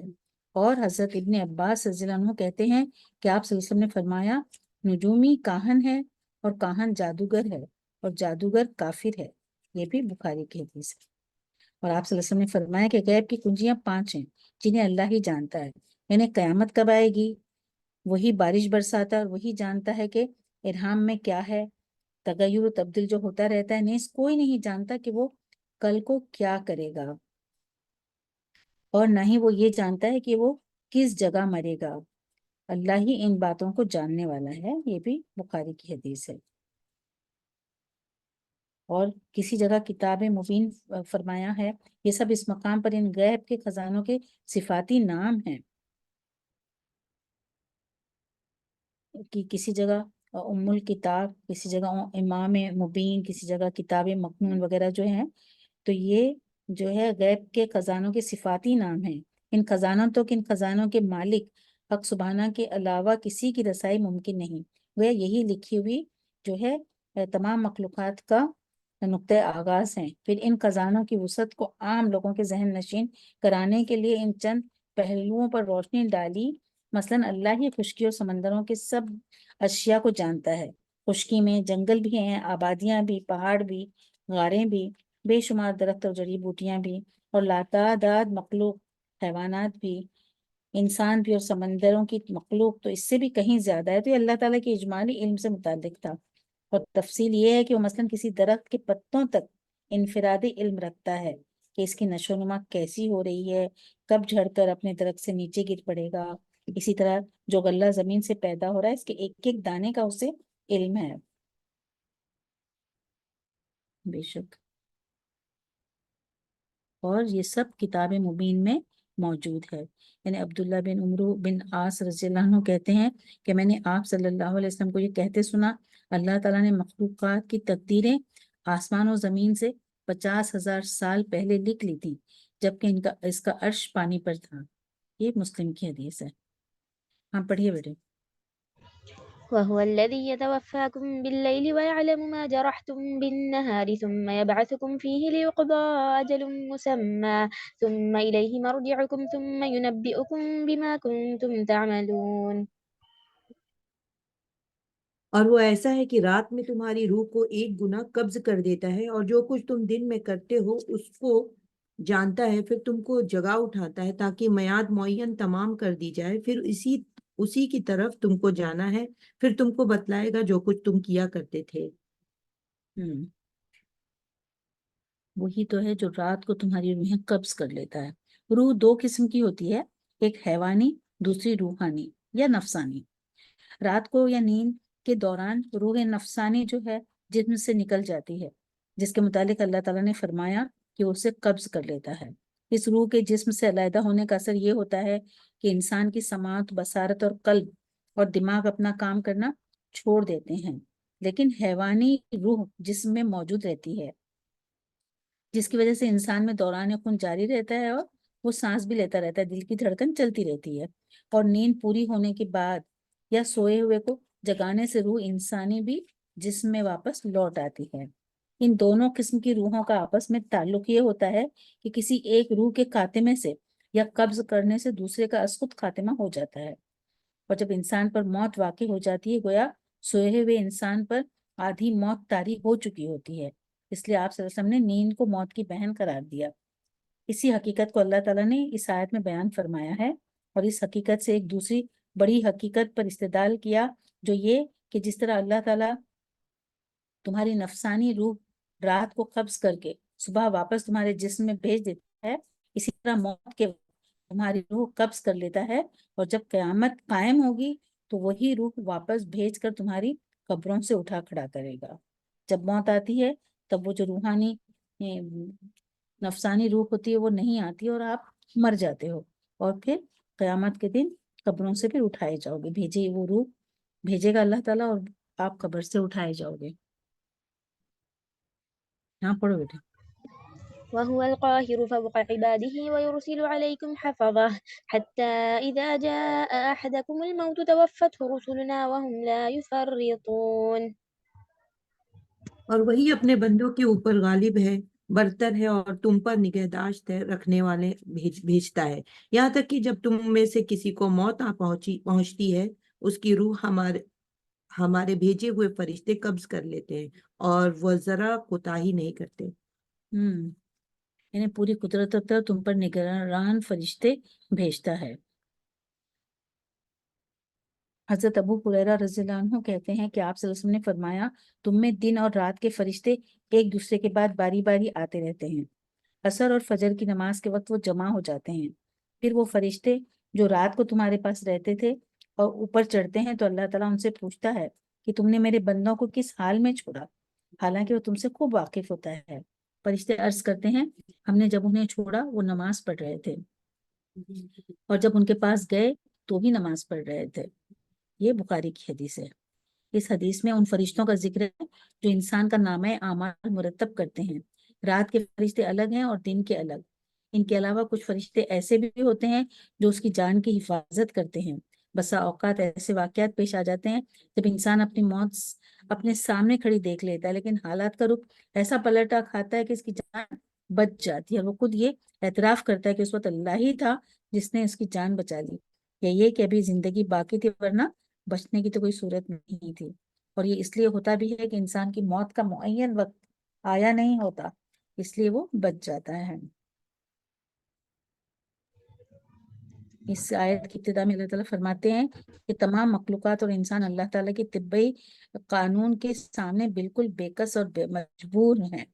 اللہ تعالیٰ نے رحم مادر میں ہر شخص کی شکل و صورت جیسے خود چاہی ویسی بنائی، اس میں اس کا اپنا کچھ عمل دخل نہیں تھا۔ پھر جب پیدا ہوا اور ماں کے پیٹ سے باہر آیا تو اس وقت بھی اس کی اپنی مرضی کو کچھ عمل دخل نہیں تھا۔ پھر پیدا ہو کر وہ کھانے پینے پر مجبور ہو کر تاکہ اس کی تربیت اور پرورش ہو، اسی طرح وہ بچپن اور جوانی بڑھاپے کے مراحل طے کرنے پر بھی مجبور ہے اور جنسی ملاپ پر بھی مجبور ہے، لیکن اولاد پیدا کرنے میں اس کا کچھ عمل دخل نہیں۔ چاہے تو کسی نادار کو کثیر اولاد بنا دے اور چاہے تو کسی امیر کو کبیر کو اولاد سے محروم کر دے، پھر وہ اپنے مرنے پر بھی مجبور ہے۔ بے شک کتنی ہی لمبی عمر ہو جاتی ہے، لیکن جب تک اس کی زندگی ہے وہ بستر مرگ پر پڑا رہتا ہے، اور زندگی کے دن پورے کرنے پر بھی جب تک اس کی موت کا متعین وقت نہیں آ جاتا۔ وہ کیسے ہی حوادث سے دوچار ہو، فرشتے اس کی جان کی حفاظت کرتے رہتے ہیں، اور جب وہ معین وقت آ جاتا ہے تو کوئی حکیم، کوئی ڈاکٹر اور کتنا ہی وہ مال خرچ کر لے تو اس کی جان نہیں بچ سکتی۔ اور وہ ذرہ بھر جو روح قبض کر لیتے ہیں وہ اپنے کام میں ذرہ بھر کوتاہی نہیں کرتے، یعنی وہ اپنی ڈیوٹی میں فرشتے جو ہیں کسی طرح کی غفلت نہیں کرتے۔ انسان کا کوئی چھوٹے سے چھوٹا فعل یا عمل یا قول ایسا نہیں ہوتا جسے فرشتے اس کے نامہ اعمال میں لکھ نہیں لیتے، یا جس شخص کی ابھی موت نہ آئی ہو اس کی حفاظت نہ کریں اور وہ معینہ وقت سے پہلے مر جائے، یا کسی کا مقررہ وقت آ چکا ہو لیکن اس کی روح کو قبض نہ کریں، یعنی وہ ہر چیز بالکل وقت پر کرتے ہیں، ذری بھی کمی بیشی نہیں کرتے۔ بے شک پڑھیں بیٹے۔ ثم ردوا إلى الله مولاهم الحق ألا له الحكم وهو أسرع الحاسبين۔ پھر سب اپنے مالک حقیقی کے پاس لائے جائیں گے۔ خوب سن لو، فیصلہ اللہ ہی کا ہوگا اور وہ بہت جلد حساب لے گا۔ بے شک اس بارے میں بہت سی احادیث ہیں۔ یہ کہ جب فرشتے انسان کی روح قبض کرنے آتے ہیں تو فرشتوں کے رویے سے ہی مرنے والے کو یہ معلوم ہو جاتا ہے کہ اہل جنت سے ہے یا اہل دوزخ سے۔ جنتی کی روح کو ریشم کے کپڑوں میں لپیٹ کر آسمان کی طرف جاتے ہیں تو اس روح کی خاصی پذیرائی ہوتی ہے اور آسمان کا دروازہ کھول دیا جاتا ہے، پھر اسے عزت و اکرام سے واپس بھیج دیتے ہیں، اور یہ روح اپنی میت کے ساتھ ساتھ رہتی ہے، پکارتی رہتی ہے کہ مجھے جلدی جلدی تدفین کے لیے لے چلو۔ پھر تدفین کے بعد قبر میں جب سوال و جواب ہو چکتے ہیں تو اسے مقام علیین پہنچا دیا جاتا ہے، اور دوزخی کی روح کو فرشتے بدبودار کپڑوں میں لپیٹ کر آسمان کی طرف لے جاتے ہیں تو اس کے لیے دروازہ ہی نہیں کھلتا، تو اسے وہاں سے اپنی میت کی طرف پھینک دیا جاتا ہے، اور وہ پکار پکار کر کہتی ہے مجھے تدفین کے لیے نہیں مت لے جاؤ۔ پھر جب تدفین کے لیے بعد قبر میں سوال جواب ہوتے ہیں وہ اس امتحان میں ناکام ہوتا ہے تو مقام سجین میں قیامت تک کے لیے قید کر دیا جاتا ہے، یعنی عذاب و ثواب کا سلسلہ مرنے کے ساتھ ہی شروع ہو جاتا ہے۔ پھر قبر میں جنتی کے لیے جنت کی کھڑکی کھول دی جاتی ہے اور وہ قیامت تک ایسے اکرام اور مسرت کی نیند سوتا ہے جیسے کوئی دلہن سوتی ہے، اور دوزخی کے لیے دوزخ کی طرف کھڑکی کھول دی جاتی ہے جس کی وجہ سے اسے طرح طرح کا عذاب شروع ہو جاتا ہے، اور یہ عذاب و ثواب قیامت کے بعد کے عذاب و ثواب کی نسبت بہت ہلکے ہوتے ہیں۔ قیامت کو حساب و کتاب کے بعد دوزخی کو جو عذاب ہوگا وہ اس سے شدید تر ہوگا۔ اسی طرح جنتی پر جو انعامات ہوں گے وہ قبر کے انعام سے بہت زیادہ ہوں گے۔ بے شک ہم پڑھیں بیٹے۔ قل من ينجيكم من ظلمات البر والبحر تدعونه تضرعا وخفية لئن أنجانا من هذه لنكونن من الشاكرين قل الله ينجيكم منها ومن كل كرب ثم أنتم تشركون۔ آپ کہیے کہ وہ کون ہے جو تم کو خشکی اور دریا کے ظلمات سے نجات دیتا ہے؟ تم اس کو پکارتے ہو گڑ گڑا کر اور چپکے چپکے کہ اگر تو ہم کو ان سے نجات دے دے تو ہم ضرور شکر کرنے والوں میں سے ہو جائیں گے۔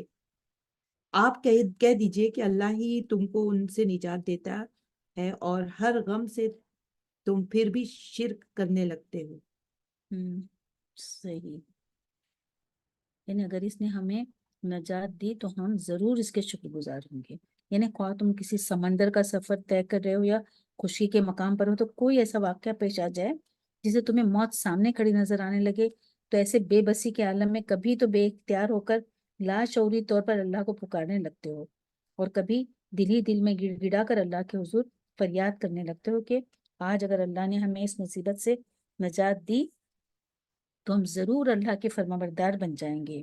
اور یہ ایسی حقیقت ہے جو ہر انسان کو اپنی زندگی میں متعدد بار پیش آتی رہتی ہے. ایسے آڑے وقتوں میں مشرک کو اپنے سب دیوی دیوتاؤں اور بزرگ بھول جاتے ہیں اور اللہ ہی یاد آتا ہے، حتیٰ کہ اللہ کے منکر اور دہریے بھی بے اختیار اللہ سے فریاد کرنے لگتے ہیں. ہم دیکھ چکے ہیں نا کیسے کیسے حالات، طوفان جب آتے ہیں اور ارتھ کویک ہوتے ہیں نا، زلزلہ آتا ہے، کیسے حالات ہو جاتے ہیں جب انہیں اللہ یاد آتا ہے، وہ سب بھول جاتے ہیں. اور جب یہ بلا سر سے ٹل جاتی ہے تو پھر انہیں اللہ سے اپنا کیا ہوا وعدہ بھی وہ بھول جاتے ہیں. اور ایسی کھلی علامت، ایسی نشانیاں دیکھنے کے باوجود اس کے بعد میں وہ اللہ کے تصرف میں، اختیار میں ایسی ہستیوں کو شریک بنا لیتے ہیں جن کے لیے کوئی دلیل یا ثبوت ان کے پاس نہیں ہوتا. پھر بھی تم جو ہے کیا کرتے ہیں، وہ اللہ کے شریک ٹھہراتے ہیں. ان کے پاس کوئی دلیل ثبوت نہیں ہے کہ یہ صحیح ہے، لیکن پھر بھی وہ اللہ کے ساتھ ان کو بھی شریک کر لیتے ہیں. ہم یہاں رک جاتے ہیں. الحمدللہ وقت ہو چکا ہے، ہماری 64 نمبر کی آیت ہو چکی ہے. دعا پڑھ لیتے ہیں. سبحان اللہ و بحمدہ، سبحان اللہ العظیم. اللہم صلی علی محمد وعلی آل محمد کما صلیت علی ابراہیم وعلی آل ابراہیم انک حمید مجید. اللہم بارک علی محمد وعلی آل محمد کما بارکت علی ابراہیم وعلی آل ابراہیم انک حمید مجید. رب زدنی علما، رب اشرح لی صدری ویسر لی امری واحلل عقدۃ من لسانی یفقہوا قولی. رب یسر ولا تعسر وتمم بالخیر وبک نستعین. اللہم افتح علینا حکمتک وانشر علینا رحمتک یا ذی الجلال والاکرام. اللہم ارنا الحق حقا وارزقنا اتباعہ وارنا الباطل باطلا وارزقنا اجتنابہ. ربنا فقہنا فی الدین، ربنا لا تزغ قلوبنا بعد اذ ہدیتنا وہب لنا من لدنک رحمہ انک انت الوہاب. یا مقلب القلوب ثبت قلبی علی دینک. آمین یا رب العالمین یا ارحم الراحمین. یا اللہ، ہم نے جو کچھ پڑھا ہے، یہ جو کچھ سنا ہے، یا اللہ تعالیٰ ہمارے دلوں میں اتار دے. ہم کو قرآن کو سمجھ کر پڑھنے اور عمل کرنے کی توفیق عطا فرما. یا اللہ تعالیٰ ہم کو نیک گناہوں میں شامل فرما کہ جن کی قبروں میں جنت کی کھڑکی کھول دی جائے. یا رب العالمین ہمارے گناہوں کو معاف فرما، ہماری غلطیوں کو معاف فرما. ہمارے رشتہ دار، ہمارے گھر کا ہر فرد اور ہمارے سارے ہی مسلمان بھائی سب کو یا اللہ تعالیٰ ایمان کی توفیق عطا فرما اور نماز کے پابند بنا دے. ہر برائی سب کی دور فرما دے، سب کو جنت الفردوس میں جگہ دے. یا اللہ تعالیٰ جو گزر گئے ہیں ان پر بھی تو کرم فرما اور ہم پر بھی کرم فرما. ہماری اولاد کو نیک ہدایت، نیک توفیق عطا فرما. جو راستے سے بھٹک گئے انہیں سیدھی راہ دکھا دے. جنہیں اولاد نے انہیں نیک اور صالح اولاد عطا فرما. جو بیمار ہیں یا اللہ تعالیٰ انہیں شفائے کاملہ و عاجلہ عطا فرما. جو مسلمانوں پر ظلم و ستم ہو رہا ہے ان کی حفاظت فرما، ان کی غیب سے مدد فرما. اور ساری دنیا کے مسلمانوں پر جو ظلم ہو رہا ہے یا رب العالمین تو ان کی مدد فرما اور ظالموں کو روک دے، ظالموں کا خاتمہ کر دے. یا رب العالمین ہر شر سے ہمیں محفوظ رکھ، ہمیں کسی آزمائش میں نہ ڈال. یا اللہ تعالیٰ ہم تمام کا خاتمہ بالخیر کر. آمین یا رب العالمین یا ارحم الراحمین. سبحان ربک رب العزت عما یصفون وسلام علی المرسلین والحمد للہ رب العالمین. سبحانک اللہم وبحمدک اشہد ان لا الہ الا انت استغفرک واتوب الیک. السلام علیکم ورحمۃ اللہ وبرکاتہ. My dear sisters, I thank you all for attending the session, having so much patience and giving so much time. May Allah give you all جزائے خیر. اللہ تعالیٰ آپ سب کو جزائے خیر دے بیٹے اٹینڈ کرنے کے لیے، اتنا صبر کرنے اور سننے کے لیے، اتنا وقت دینے کے لیے. اللہ تعالیٰ ہم سب کے وقت میں خوب برکت عطا فرما اور ہماری پوری ٹیم کو بھی جزائے خیر دے اور آپ سب کو بھی بے انتہا جزائے خیر عطا فرمائے. آمین. السلام علیکم ورحمۃ اللہ وبرکاتہ.